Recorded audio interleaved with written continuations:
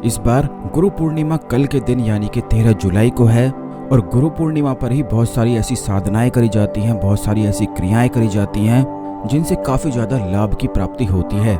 क्योंकि ये दिन अपने आप में ही एक विशेष, खास और सिद्ध दिन होता है। यही वजह है कि इस दिन जितनी भी साधनाएं करी जाती हैं उनके बड़े ही ज़्यादा लाभ प्राप्त होते हैं। इसीलिए आज के इस वीडियो में हम आपको बताएंगे भगवान शिव की यानी कि शिव गुरु संजीवनी साधना के बारे में, जिसको करने से चाहे आपके जीवन में पितृदोष हो, काल सर्प दोष हो या किसी भी प्रकार का कोई और दोष हो, खास करके राहु केतु के दुष्परिणाम आपको मिलते रहते हो। क्योंकि जिस व्यक्ति को राहु केतु के दुष्परिणाम मिलते हैं, ऐसे व्यक्ति को हमेशा ही निराशा हाथ लगती रहती है। अचानक से धन प्राप्ति उसे नहीं हो पाती है, क्योंकि राहु केतु जिस व्यक्ति के खराब होते हैं उसके पितृ भी और कुलदेवी भी अपने आप ही रुष्ट हो जाते हैं। राहु और केतु दोनों ही बड़े ही ज्यादा रहस्यमयी ग्रह होते हैं। यही वजह है कि जब भी ये किसी व्यक्ति के अगर खराब हो जाएं तो ऐसे व्यक्ति के जीवन में धन की इतनी ज्यादा समस्याएं होने लग जाती हैं कि उसे अपनी मेहनत का कोई भी लाभ मिल ही नहीं पाता है। बल्कि जितना ज्यादा प्रयास वह करता है उन सभी प्रयासों में उसे विफलता ही हाथ लगती है और हमेशा ही वह निराश होकर बैठ जाता है। अगर कोई व्यवसाय वह चलाता है तो उसका व्यवसाय ही नहीं चलता है, और जब भी किसी व्यक्ति का कोई कार्य ना चले तो इससे उसके मन में एक निराशा सी उत्पन्न होने लग जाती है। बस यही राहु और केतु ग्रह करते हैं। यानी कि अगर किसी व्यक्ति के जीवन में दुष्परिणाम उसे दिखाते हैं तो उसके मन में 24 घंटे ही निराशा उत्पन्न होती रहती है। रात को सोते समय उसे बुरे और डरावने सपने आने लग जाते हैं।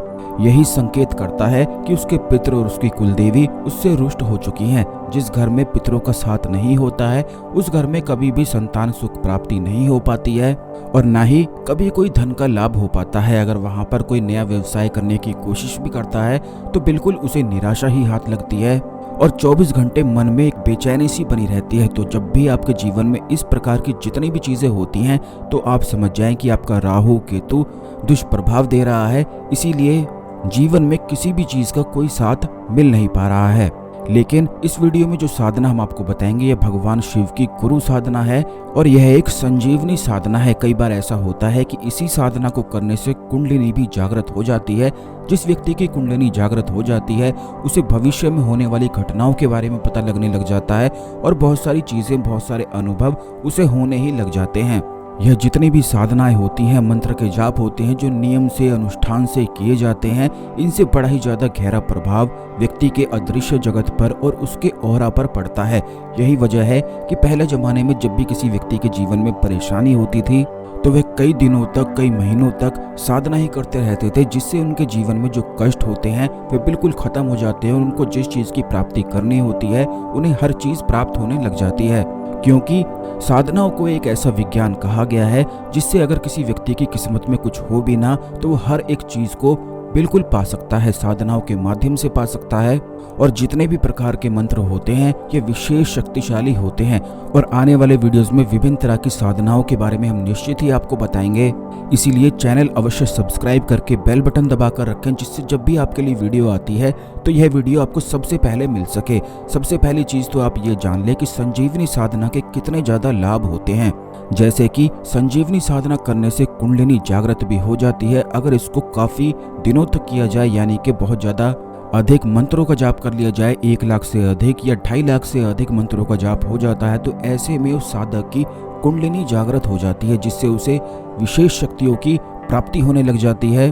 क्योंकि ऐसा कहा जाता है कि हर एक व्यक्ति अपने आप में साधारण होता है, लेकिन जिस व्यक्ति की कुंडलिनी जागृत हो जाती है वह ब्रह्मांडीय और अलौकिक शक्तियों से जुड़ जाता है, जिससे वही शक्तियां उस व्यक्ति के अंदर प्रवेश करने लग जाती हैं।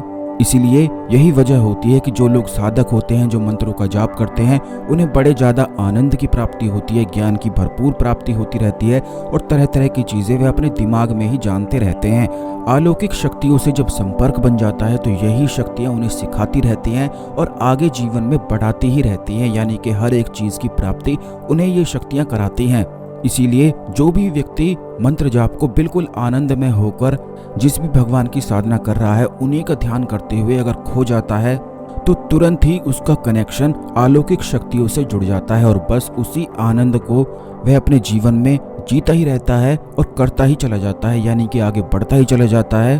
भगवान शिव की यही साधना, शिव गुरु संजीवनी साधना करने से एक अंदर के गुरु की ऐसी प्राप्ति होती है जो आपको सही और गलत के भेद को भी बताने लग जाता है।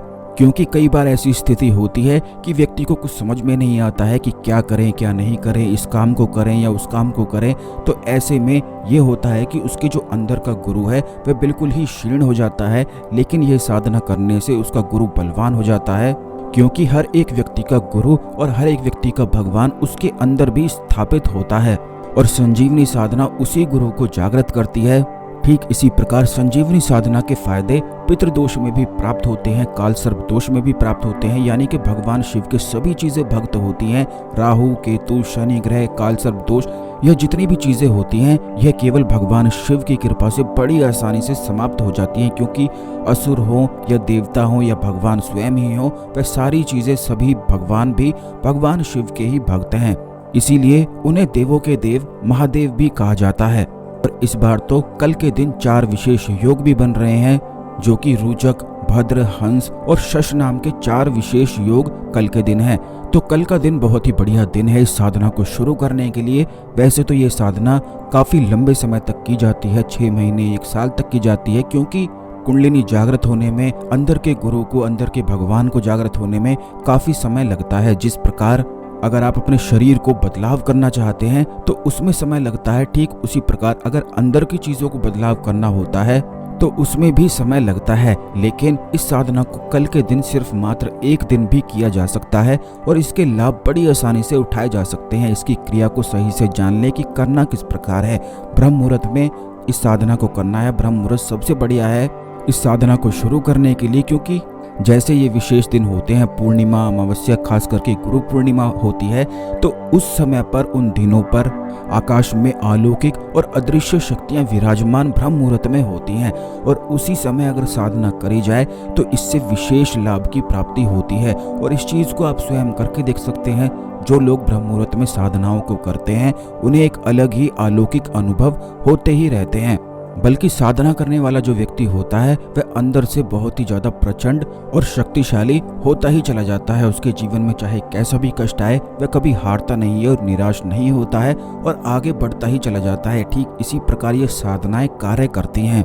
तो आपको केवल इतना करना है कि कोई भी रुद्राक्ष की माला आपको लेनी है। सबसे पहले एक तांबे के लोटे में जल भर के आपको रख लेना है। उसमें एक गुलाब का फूल रखना है या कोई भी फूल, अगर आपके घर में गमलों में आप फूल उगाते हैं तो वही कोई भी फूल आप ले सकते हैं, चाहे कोई भी फूल हो। भगवान शिव की फोटो लगाकर आपको कोई भी एक मिठाई या कोई भी एक लड्डू, या मिठाई या लड्डू आपके घर में नहीं है तो ड्राई फ्रूट या चीनी का भोग भी आप लगा सकते हो। भगवान शिव को प्रसन्न करने के लिए सबसे मुख्य चीज केवल भक्ति होती है। इसीलिए उन्हें देवों के देव भोलेनाथ महादेव कहा जाता है। उन्हें एक भक्ति से एक पत्ता भी अगर आप चढ़ा देते हैं तो वे बहुत प्रसन्न हो जाते हैं।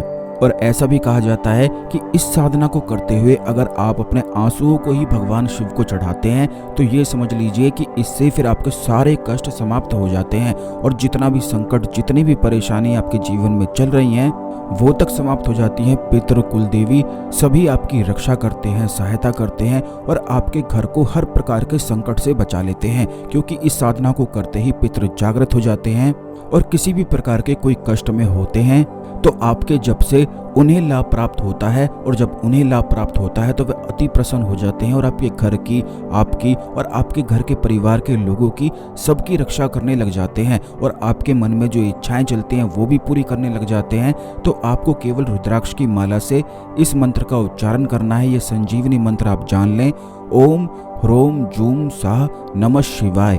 बस इस मंत्र का आपको जाप करना है और इस मंत्र की कम से कम 51 माला आपको गुरु पूर्णिमा के दिन जाप करनी है।